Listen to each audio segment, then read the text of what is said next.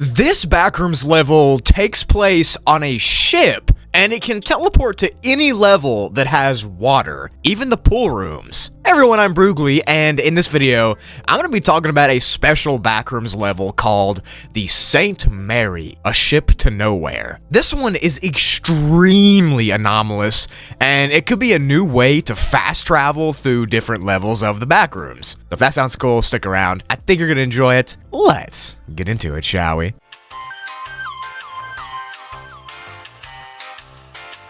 So level a ship to nowhere is classified as a class variable difficulty because it is kind of unstable and it also has a diverse entity count. The level itself, or what I'll call the St. Mary from now on, takes place on an anomalous cruise ship that can be seen traveling across different levels in the Backrooms. The actual ship itself is thought to be its own entity or level because it seems alive in a way. It's unknown if the ship travels interdimensionally through these Backrooms levels on its own, or if the Backrooms controls where it goes. Let me know in the comments what you think. The actual vessel itself is a Voyager-class cruise ship that looks to be an old and weathered ship most of the time. You can even see holes and big gashes in the side of it if you look closely. None of that matters though, because this ship can repair itself automatically. Of course, it does this in an unknown way,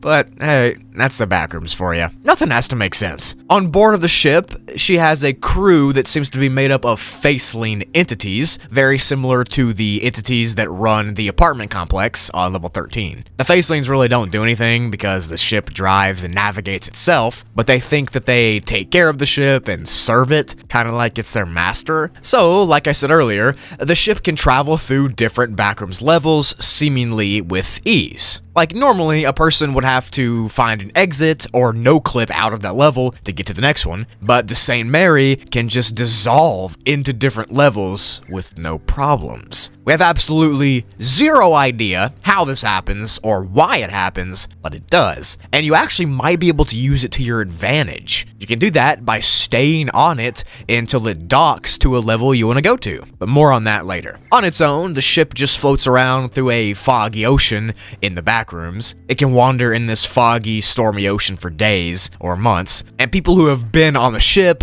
say that they're kind of trapped inside of it when it goes on these adventures between levels, because you can't really no-clip away, it doesn't work. You have to wait until the ship stops moving, and then get off on whatever dock you're at. And when the St. Mary is docked, anyone can get off, but there is no time or schedule when she leaves port. It just happens randomly with no reason. I'm sure you're asking, what's actually on the ship? Well, for the people who are willingly staying on it, they'll see cabins and rooms and casinos and theaters and spas and even swimming pools on deck, as well as things like kitchens and dining rooms and bars and lounges and everything you'd find on like an old fancy hotel ship. Inside of the bars and kitchens, the facelings serve a wide variety of foods and drinks if you ask for them, which theoretically means you could stay on this level for as long as you'd like and kind of go on a vacation through all the Backrooms levels if you want to. Now, the St. Mary does have some interesting characteristics to say the least, and they kind of make her a little strange. Specifically, when she's docking and when she's on the open waters. So when she's in port, the ship is kind of in this dormant healing state where most of the power is cut and it doesn't move for days and it kind of just sits there and floats. She's even been seen docking inside of a large pool room before, which would be really weird, just walking through the pool rooms and seeing a freaking boat right there. But that does show you that it doesn't matter how big the level is, if there's water, this boat could be there. But when she's out on the open water, she's at her full strength and is pretty much sentient and decides wherever she's going and whatever she wants to do. And these open water type areas are located between the levels she travels to, kind of like how the blue channel is between other Backrooms levels. This ocean type area is between it for the St. Mary. So yeah, the entire level takes place on the ship, and the ship itself is considered the level 2, and on top of that, the area that immediately surrounds the ship is also considered to be part of the level. For example, when the St. Mary is docked in a place like the pool rooms, the room itself is seen growing huge and huge to expand to make itself fit the St. Mary inside of it. It also has this effect on the water underneath it, because the pool room's water by itself wouldn't be deep enough to have a ship, so it makes the water go down to an infinite level below it. And as I just said, when the ship isn't in a known backrooms level and is just out on the open ocean, it always looks like this endless, foggy expanse of water. And it's thought to be this transitional space between levels, just like the blue channel is between other levels. This area has its own environment and everything, and it even has its own day and night cycle that seems pretty normal. There's also a huge amount of water creatures and entities that live around and below the ship, and I'll get into those right now.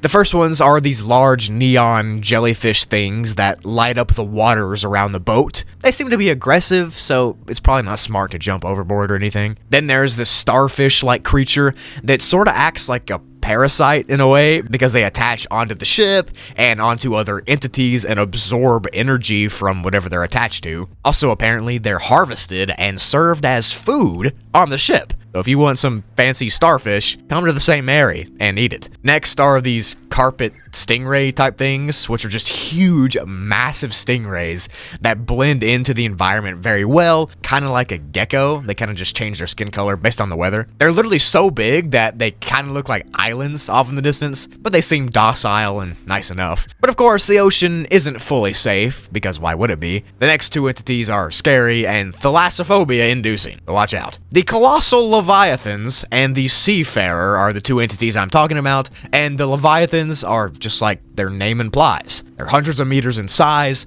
and they look like a giant worm-whale hybrid thing. Sometimes, one can even be seen following near the St. Mary itself, and it just gives off this really creepy thalassophobia, like stalking vibe. We have no idea why it's stalking the St. Mary, but I just assume it wants to attack it. Next is the seafarer, which is a large shark-type entity that kind of looks like an underwater dragon. This entity also seems to travel close to the St. Mary when it's in this transitional space, and it almost guides the St. Mary and protects it from other entities that would attack it, like the Leviathan. Of course, we have no idea why it saves the St. Mary or why it protects it, but I'm glad it does, because I don't want to be eaten by a giant water worm. As far as colonies and outposts go, the St. Mary's can hold around 4,000 people, and some of them live permanently on board, so you could call that a community, but there's also other groups that are stranger, like the Children of the Sea, who live on the boat, and they worship the sea creatures as like gods and deities, which is weird. If you want to know all about them, check the full article below. It's pretty interesting.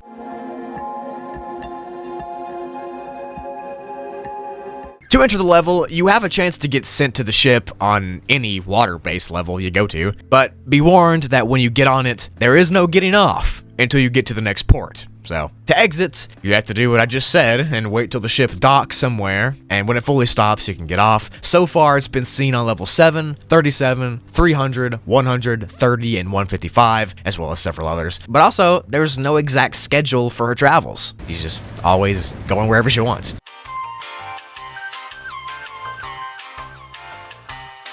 Anyways, that's it for the video. This one was amazing. I really hope you enjoyed this explanation. Go check out the full article. This level actually might be one of my favorites now. I just love the vibe of it. It's pretty cool to have this mysterious transport vehicle that just goes through all the backrooms. I enjoyed it. Hope you did too. Make sure to tell somebody that you love and appreciate them, because life is too short not to. Also, check below for my vlog channel. If you want more of me, you'll see more personal side of the Brewster. It'll be over there. Hope to see you all on my next video. Thank you for watching. Peace.